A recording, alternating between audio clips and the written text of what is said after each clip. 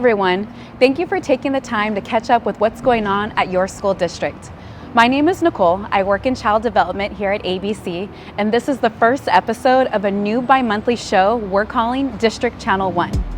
The goal of the show is to highlight the people and events that make up our school district. Along the way, we hope to inform and entertain you. We plan to showcase programs and events you may not know, present a new perspective on well-established ABC programs, and introduce you to the people that make it all happen. There's a lot of content out there. We won't be trying to compete for your time with the latest and greatest videos and social media content. We will, however, do our part to bring you the information and inspiration that bonds our school community together. First up in this episode, an awesome bike giveaway at Ferguson Elementary.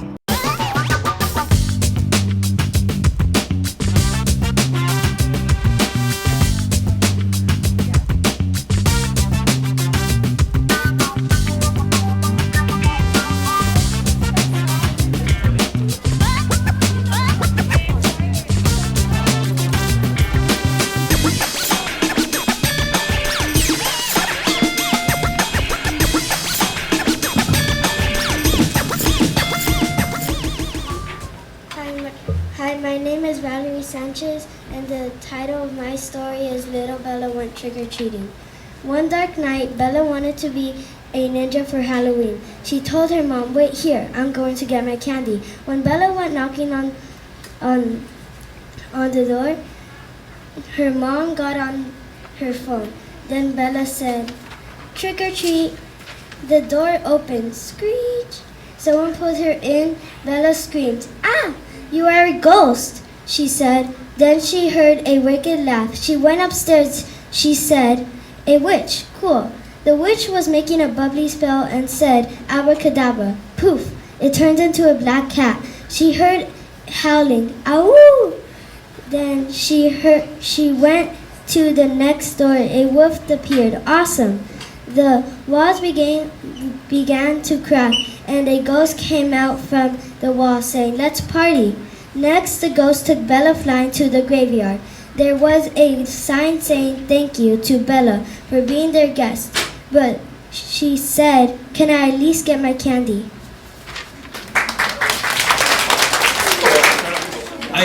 But you know what? I think I have a problem here, Mr. Rodriguez. We have from 5 students here that read, but we only have 3 bikes. Is there anything we could do about that? I don't know. Do you think we should give another bike away? Me. Give another bike? I think we should. Should we? I don't know. So our other 2 readers, we're missing 2 bikes. Should we give our other 2 readers did an excellent job? 2 bikes? I don't know. I think they have to hear it to say maybe 2 more bikes. Should we give them 2 more bikes? Yeah. I gotta hear it. We gotta hear it. 2 more bikes. Yeah. 2 more bikes. Yeah. 2 more bikes. 2 more bikes. 2 more bikes. All right. So we'll give them 2 more bikes. But this is a pretty large tent here for 2 more bikes. It is a big tent. Isn't it a big tent? A really big tent. Yeah. Big, right? I don't know. Did everybody write? Yes. Did everybody write? Yes. What do we have in our writing tent? Do you guys really want to see what's in the... Yes. Whoa! All of you guys get a bike as well for becoming a riders as well. So.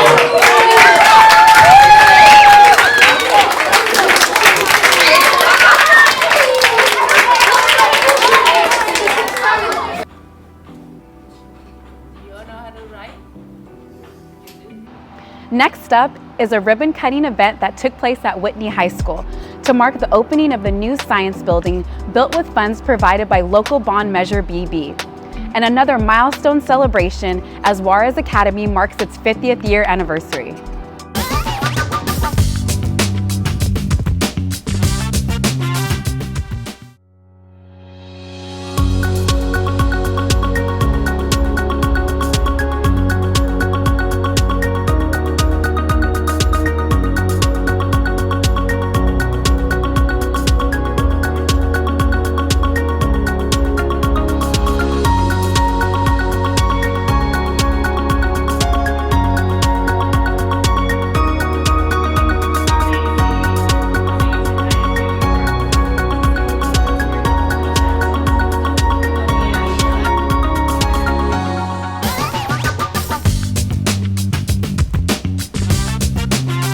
We're having a huge celebration today with some invited guests, and then our students are going to participate in a field day. So we're really excited about that. Yesterday, we went around to all the classrooms and we did our progress and goal celebrations.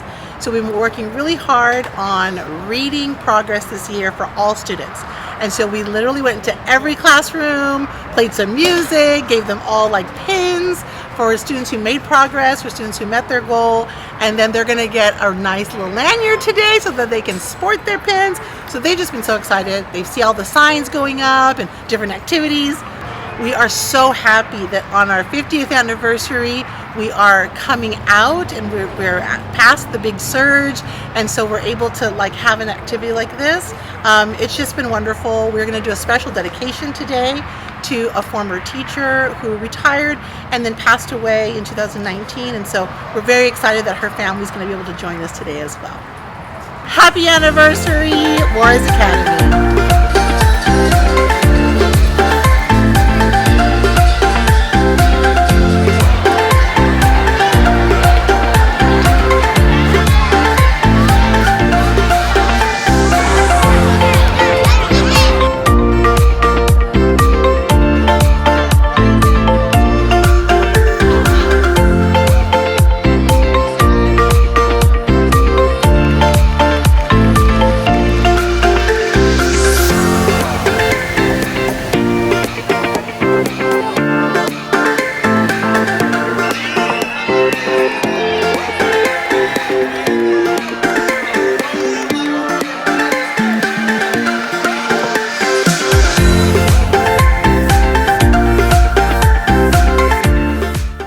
I wonder what school science buildings will look like in 50 years.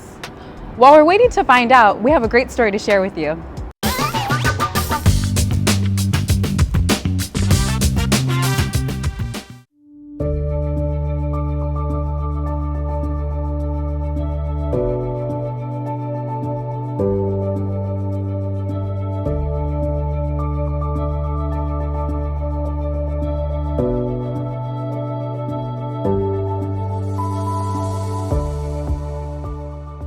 Coach Olmsted and I were over there on the track.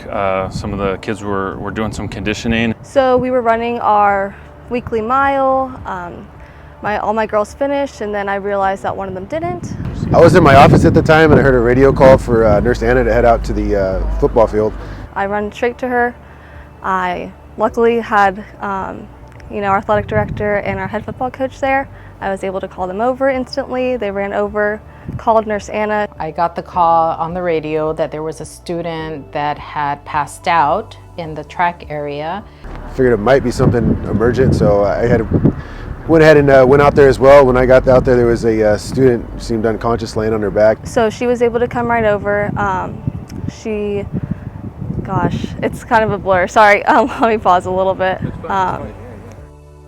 We looked over and saw the girl kind of passed out on the ground, and so we both went over there to kind of start helping with her, just assess the situation, and saw that she was unconscious, wasn't responding to anything that we were saying or doing. Nurse Anna was able to we were taking notes, tracking what she was doing. She starts to do CPR. Started doing my assessment, checking vitals, pulse.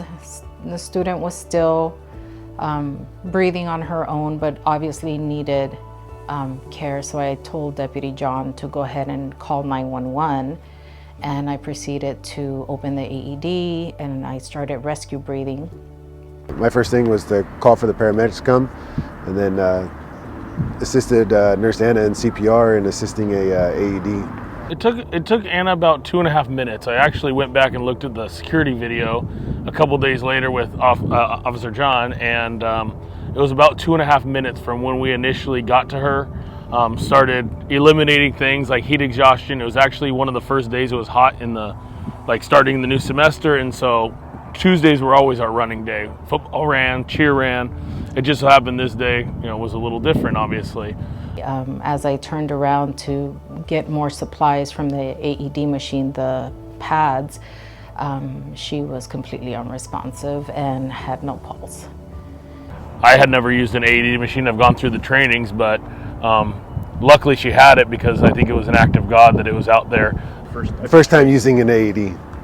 And so I just started, you do this, giving orders, you do that, somebody write, somebody give air. I started compressions. Deputy John, tear open the package, let's put the pads on her.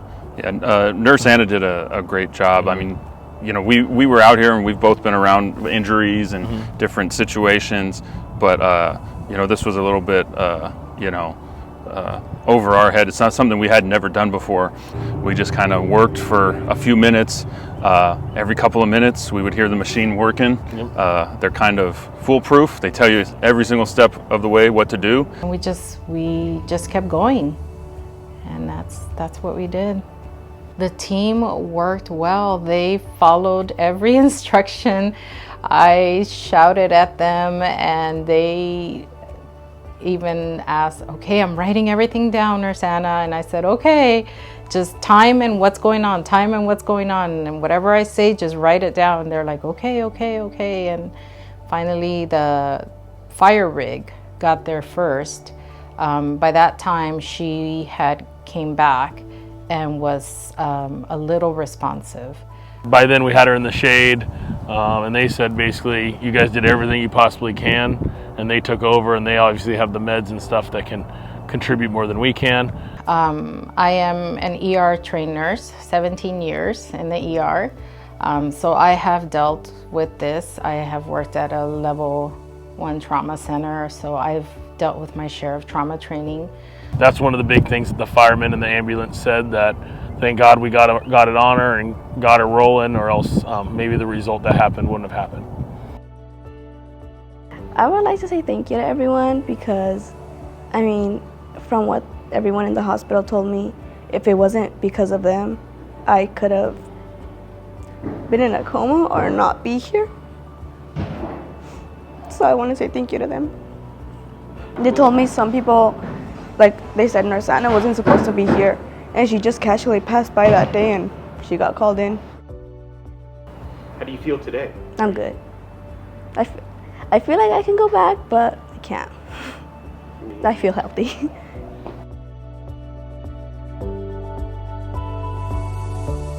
A truly incredible story.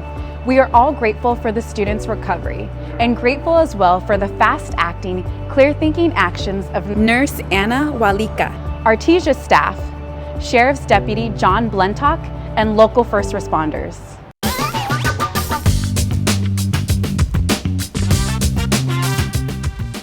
So, Mr. Wright, what do you do here at Leal? What is it that I do at Leal? Every day is always different, which I think is part of why I love what I do. But I have a lot of responsibilities and obligations. But really for me, the number one thing that is my focus every day when I wake up, the thing I want to be able to accomplish every day is to provide a space where kids can learn, teachers can grow, and where everyone feels, you know, safe and welcome and excited to be a part of. So really that's my why, and that's what I work for every day. All right, so Kaylee, you're a 6th grader, getting ready to go on and promote. Thinking about your future, what are you most excited about in middle school, and what's maybe something you're a little bit nervous of? One of the excited things that I am most happy about going to middle school is probably being my mom's student and probably liking math, because I feel like math will help me engage in sports mostly, and language arts, learning new languages and all that type of stuff. But something that I'm really worried about going to middle school is how people will see me or how my academics will rise when I go to middle school, because I know it might be a lot harder for me, because here at Leal, the teachers get you to learn many things, but at middle school, you might be down a level just because how many kids the teachers have to teach during each period, and me having to have a locker and just keeping all the assignments up during the week or the month. Well, you never really know until you ask. Before we end our show, we like to share some announcements with you.